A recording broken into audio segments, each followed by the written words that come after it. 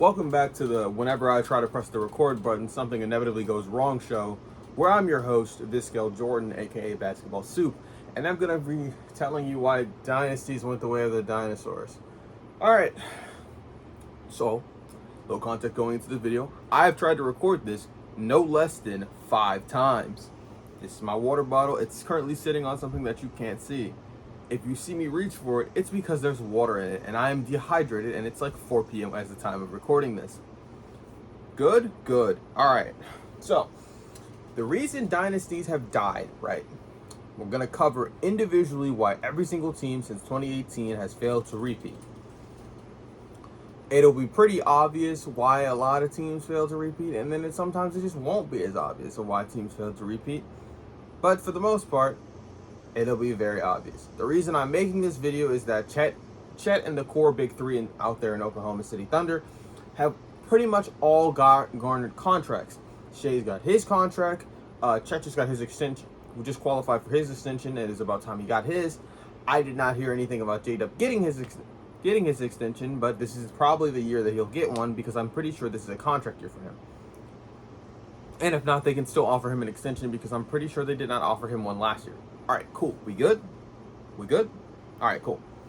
So, this is also going to be a history recap of this video. So if you hate history, stay anyway because it'll be entertaining and you'll get to hear me say this will be important later a lot during the video.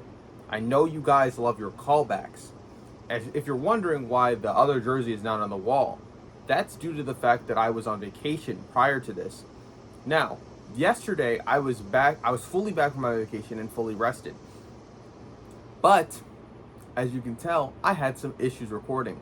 Now, if you're wondering why I haven't put the jersey back up, it's because it's currently in the laundry. Any worries about pillows or why the background looks so bare right now? Again, laundry. After I record this video, I'm going to do my laundry. Win, lose, or draw. So, we're going to start all the way back in the year of 2018. And now this might be nostalgic for some of you because I think my target audience was in high school around that time too. Or you were in middle school. Now, if you were in middle school, dang, you're young. Anyway, so the Golden State Warriors have just hoisted up their championship. This is the last team that has repeated in God knows how long. Before them, the last team that had repeated was the Miami Heat. So, yeah. That's how far back in the timeline it is. Now that Kevin Durant has hoisted up his second Finals MVP, LeBron James has finally just decided, I am absolutely not going to stay in Cleveland with absolutely no supporting cast. That makes no sense for me. I'm going to LA, where he just decided to join a team with less supporting cast out west. Now, LA obviously had the tools and the ability to make moves, but they didn't make that move this offseason yet. That'll be important later for the video. Don't worry, Rich Paul, LeBron's agent and longtime friend, has another client. His name is Anthony Davis. LeBron would love to play with Anthony Davis, and Anthony Davis is getting sick and tired of playing in New Orleans and not winning shit.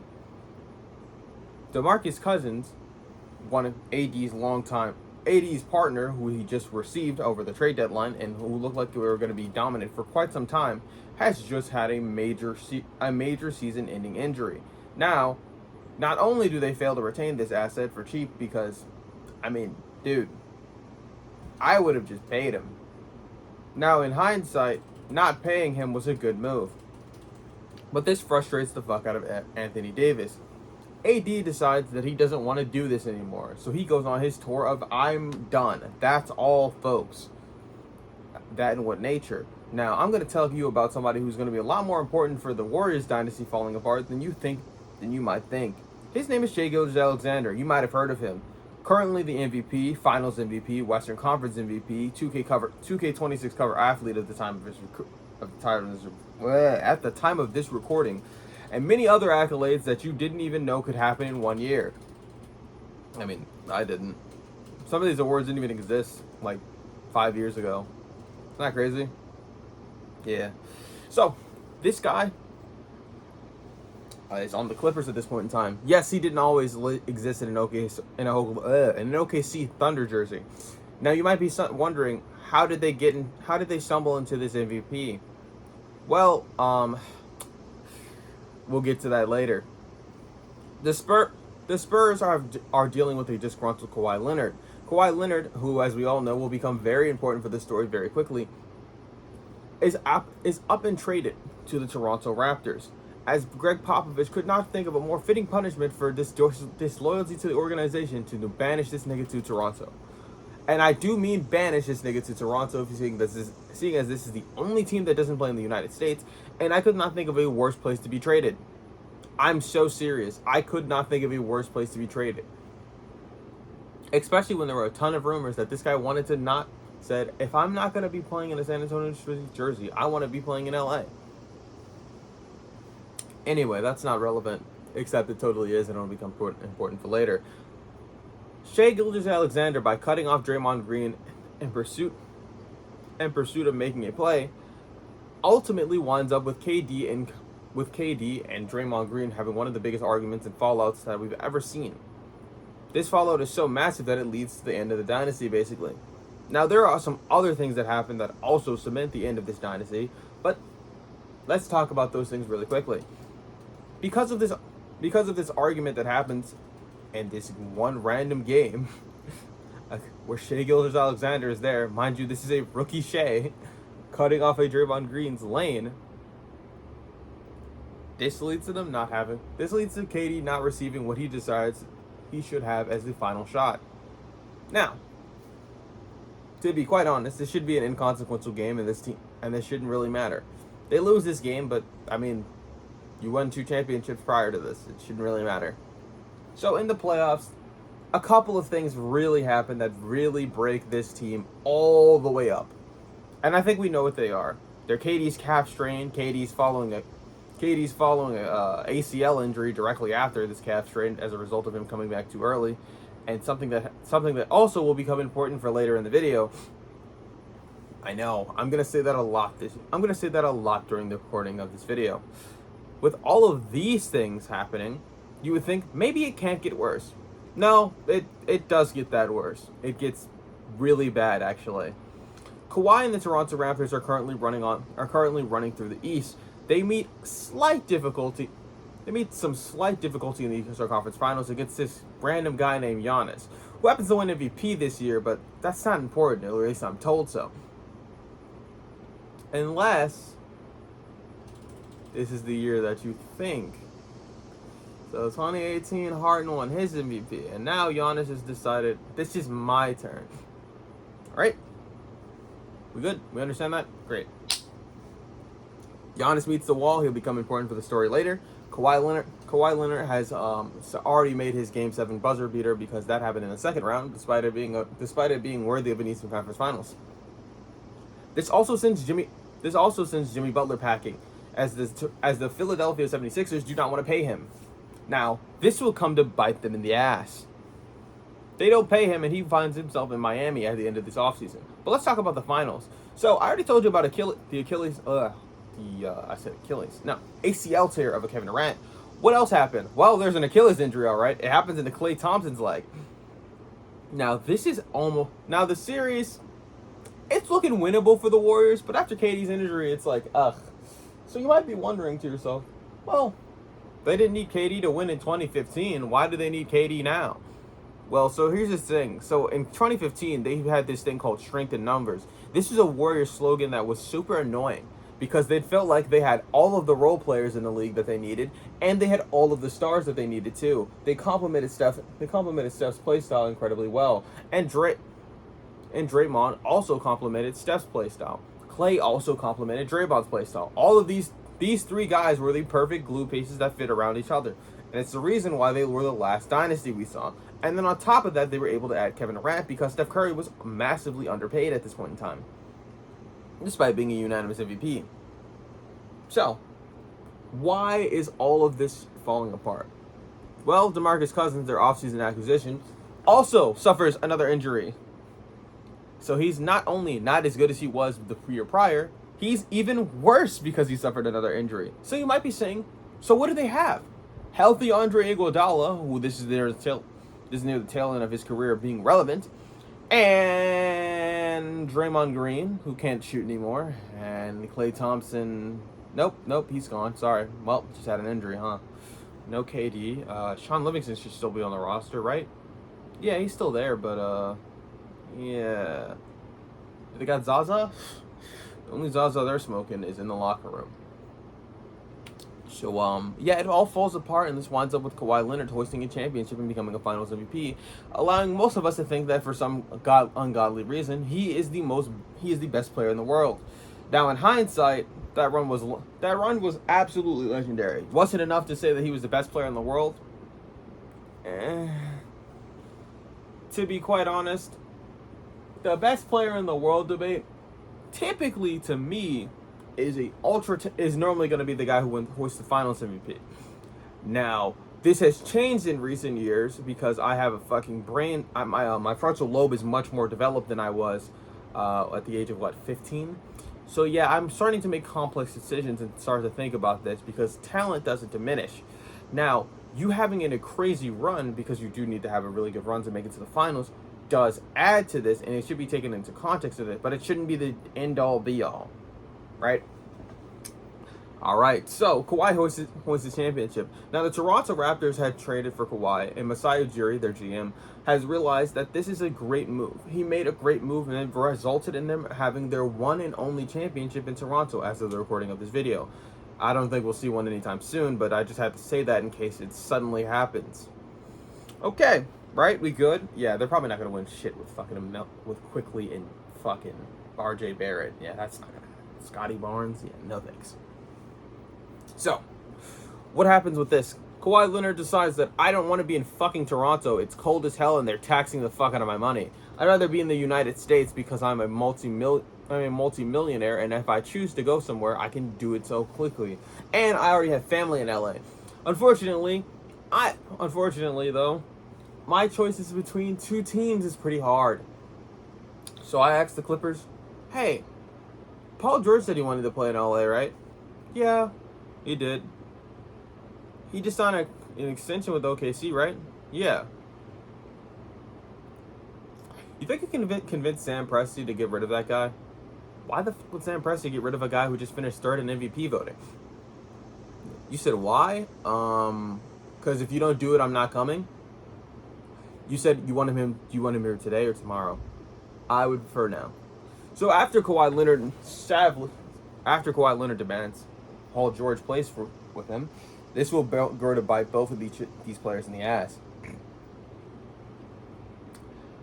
This cursed Clippers team is formed. Now, at the time, we're thinking, well, this Clippers team is absolutely amazing. So let's talk about some other teams that quickly formed at this time period.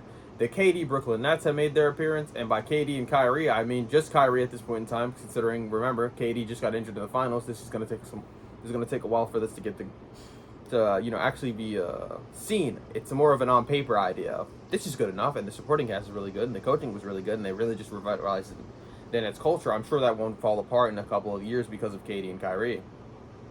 This will be important for the video later. So, with all of these things happening together, you might be wondering, well, you just talked about the Clippers, and you talked about the Nets, and the Nets are not even going to be relevant this year. Why is this year important? So the other team in LA, the team that's actually going to win the championship, regardless of a global pandemic. So this team, right? They get Anthony Davis. Woohoo! I told you they were gonna get them. That was gonna be important for later in the video. They trade Lonzo Ball, Josh Hart, the number 5 pick, and Brandon Ingram, who also gets banished to Toronto. He hasn't played a single game there as of the recording of this video, but I'm sure he'll love to play there, considering they gave him some more money. So, all right, time to do this. Okay, so we're just going to skip past the part where Kobe Bryant dies because that shit made me really sad. And then we're going to skip all the way to the part of right before the global pandemic. The Lakers are the number 1 team in the West. And despite the fact that many analysts had the Clippers being the Clippers as the undoubted favorite to win the West, they're not even going to make it to the Western Conference Finals because of some guy named Nikola Jokic. I'm sure he won't be important for later in the video. Has a 3-1 comeback against the Utah Jazz with the Donovan Mitchell-led Jazz and the Rudy Gobert-led Jazz at the time. These two won't be important for later in the video because despite these guys also playing on teams that have either been in the conference finals in back-to-back years in Rudy Gobert's case, or Donovan Mitchell just playing on a 64-win team, neither one of these guys has real playoff success. Man, it pains me to say the second thing. Well, I mean, with Rudy, it's because his numbers aren't that good in the playoffs. With Donovan Mitchell, it's quite the exact opposite, actually. It seems like every year his team finds a new way to either fail him or just have some really unfortunate timing. Alrighty then. So, the Los Angeles Lakers host the championship. Now, the reason they don't repeat is pretty obvious. I didn't need to explain why the Kawhi Leonard Raptors that don't have Kawhi anymore didn't repeat. So, the Lakers failed to repeat for a multitude of reasons. One, they played really late into the season. In fact, the season ends in October, and so, fun fact, just gonna point this out.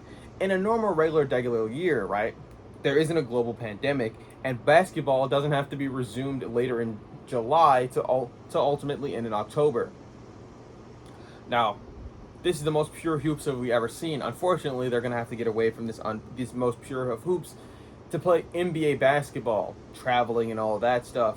Now, this is still a post-pandemic world, so it's pretty bad. And this leads to a shortened season. This also leads to Nikola Jokic winning an MVP. Now, you might be saying, why didn't I talk about Giannis' MVP last year? It's honestly more important this year than it is last year, mainly because he ran into the Miami Heat and a player who honestly we should talk about in the same lens that we talk about Kawhi Leonard, Jimmy Butler. Bubba Butler is actually one of the folklore heroes that is actually so important to the NBA's history, but not important enough to talk about all the time, because despite him winning a championship and having 2 finals appearances in this era, which will become incredibly important later, and multiple Eastern Conference Finals appearances, which this is the first one of.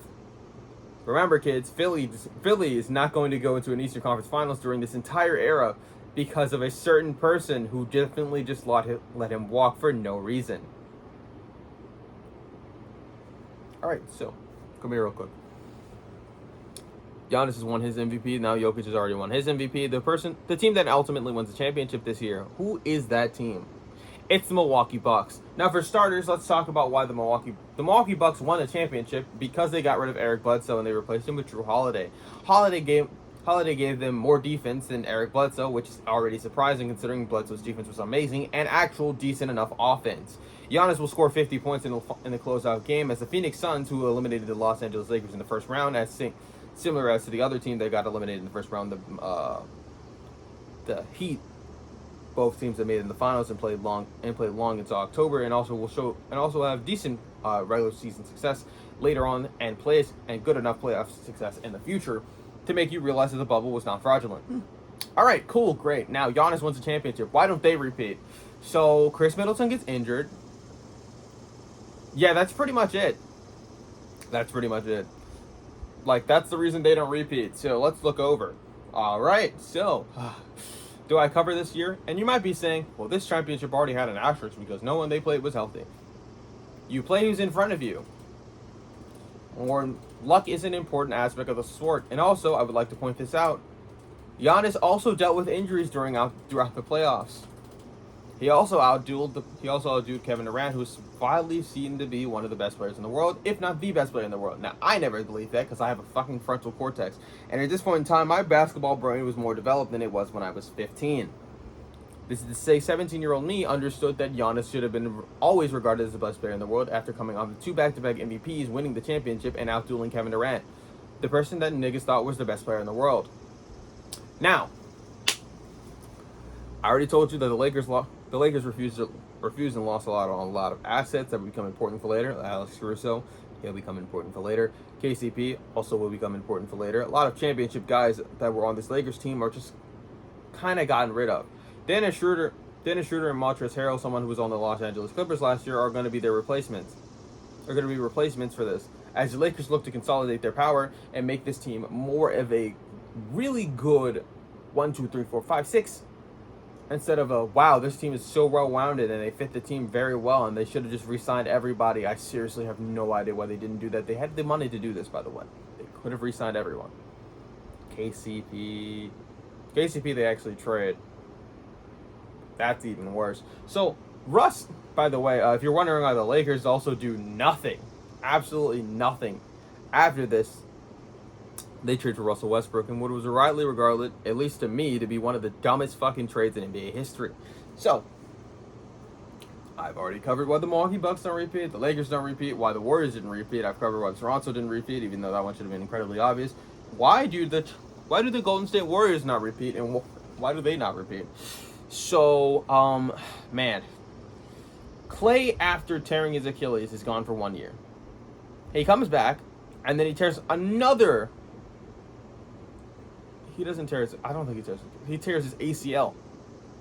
Has another leg injury, but it's not even in the same leg.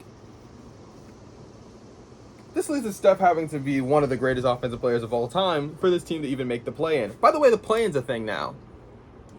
Yeah, this is where the play-in started. It started in the bubble, but seeing as though fans really loved it, they brought it back. Good on the NBA for doing something the fans actually liked. Now, it's also probably a way to make more money, but I mean, business is business. Why don't the Golden State Warriors repeat? Well, for starters, it was kind of a miracle they won a championship in the first place. Steph's absolute offensive dominance and brilliance, alongside with Draymond Green using his savvy veteran defense and his ability to get this defensive team really going, and the fact that they had just enough out of Andrew Wiggins. They traded for this guy a while ago. I didn't say it because, I mean, did you really want me to recap when Wiggins was traded for after they got D'Lo in the sign-in trade for Kevin Durant, and then they traded D'Lo and got Andrew Wiggins. They sent him to Minnesota. Now, D'Lo's stint in Minnesota does not last very long. But it's something that I thought I'd brought up because legitimately the second best player on this team was Andrew Wiggins. So, and Wiggins had a really good year the entire year.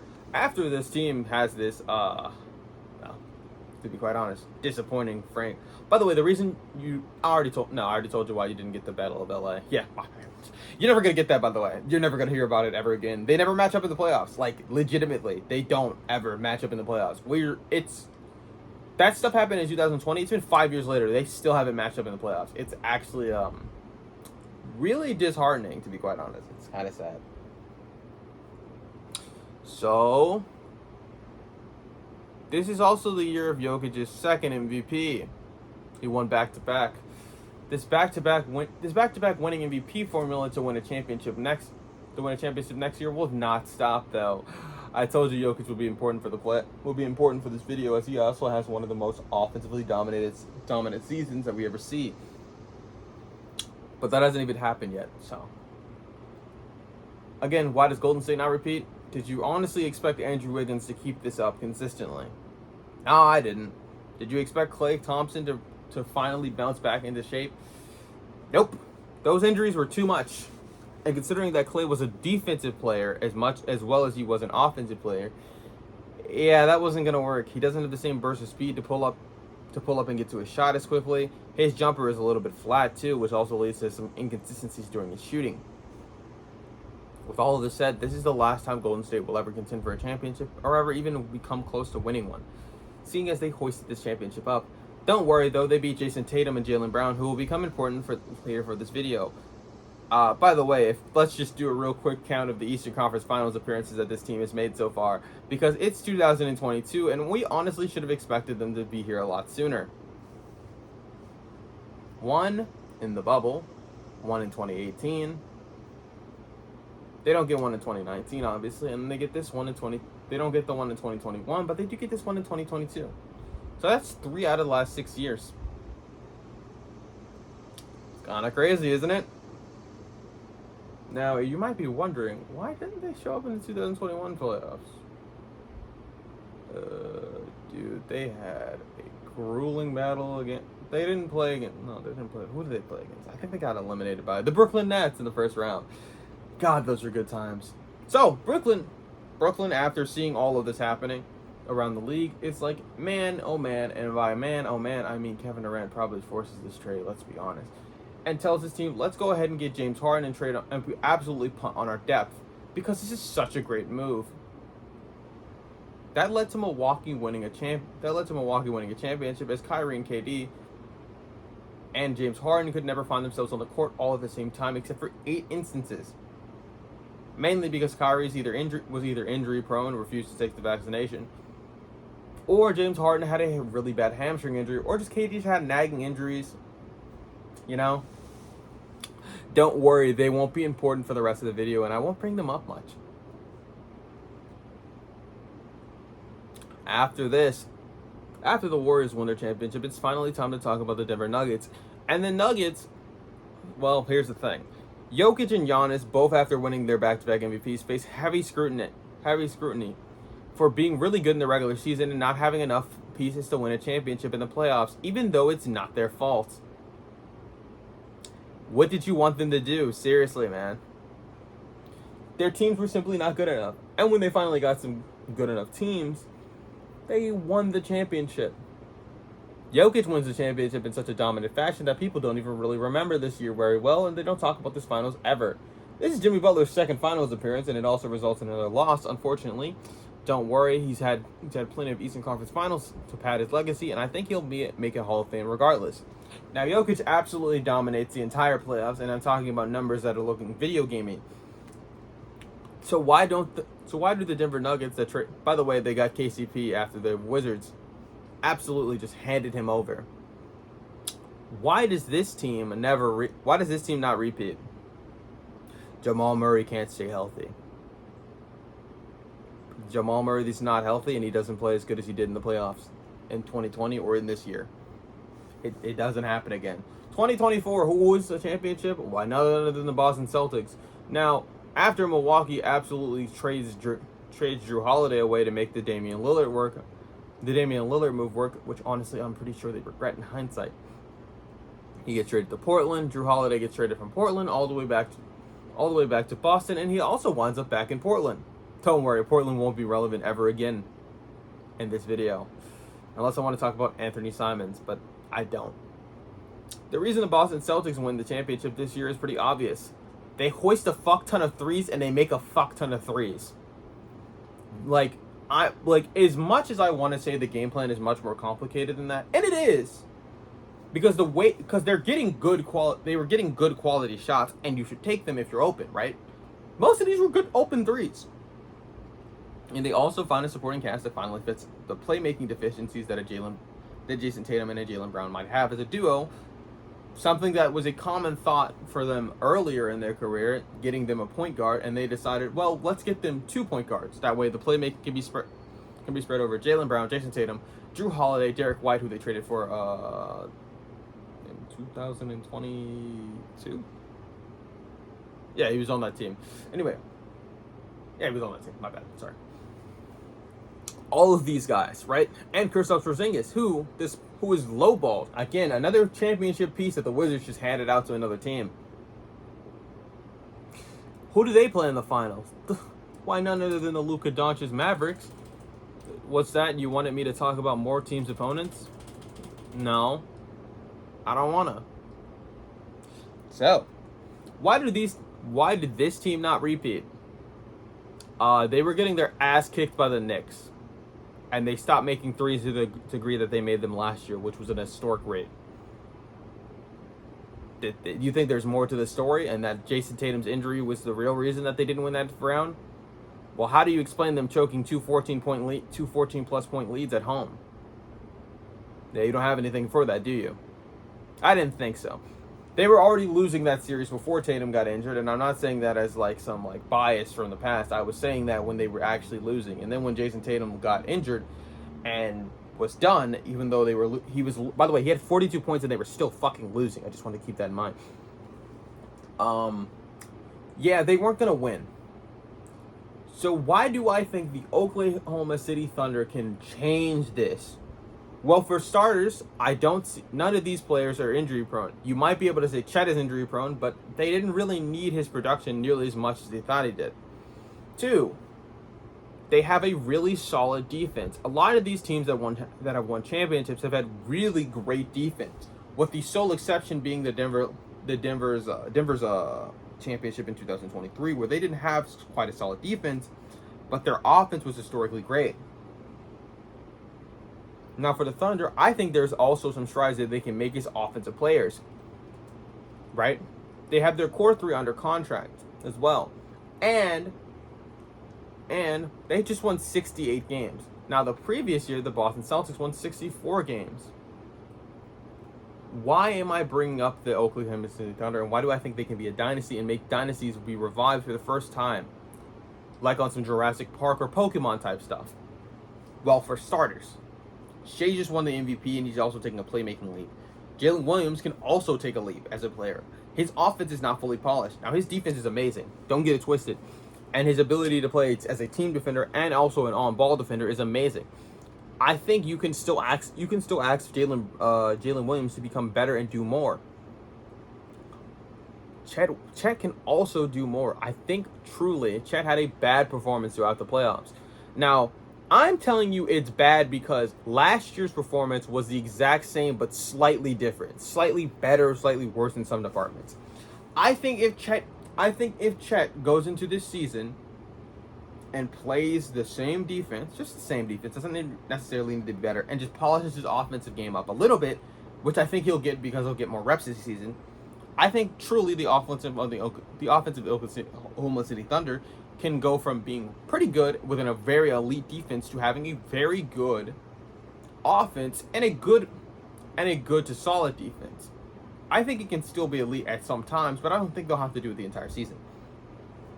2, with all of their major guys under contract, they don't have to worry about losing assets or trading anyone. 3, they do have the assets to make a big splash if that ever becomes really necessary. Now it won't be, and under the new CBA, it's going to be very hard to build a team around it. With some really good guys, but they can still find some good role players because they have the contracts to make it work. 4. The reason I also really think this team can repeat this year, and why a lot of teams in the past couldn't repeat, is because they already have a formula that is a much more consistent formula. They're not trying to outshoot teams and out-offense teams like the Boston Celtics did last year. Their defense is not going to slack nearly as much because the players aren't getting old, and there's not a lot of, and I don't expect there to be as many injuries as the Boston Celtics had last year. And if we just look at the Lakers, they retained their guys. That's another thing.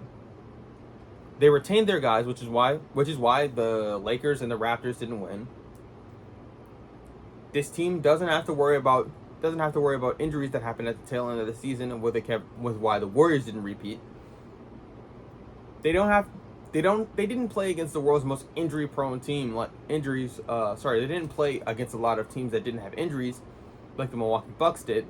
Which, again, you play who's in front of you. Let's be honest.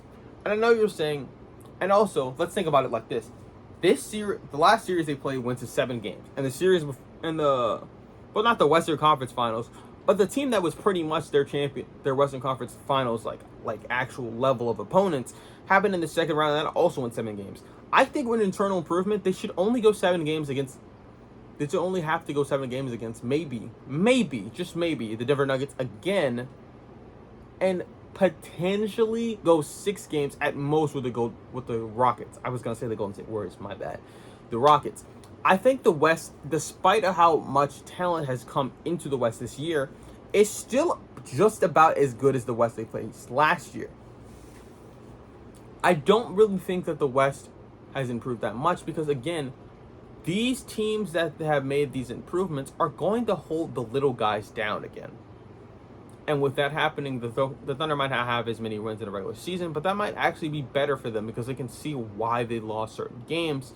And losing is the best teacher, as winning doesn't teach you nearly as much. I do believe with the battles they face in the playoffs that they can actively repeat and have an easier time this go around, especially with the internal improvement from this team. So but if they don't win, I guess dynasties have gone the way of the dinosaur forever, and that this era will be the most competitive and most wide open that the NBA has been in some time. If you like this video, please leave a like. If you want more videos like this, subscribe and do all that nice YouTuber-y stuff so I can make videos instead of having a real 9 to 5. I have been your host, Basketball Soup, and goodbye.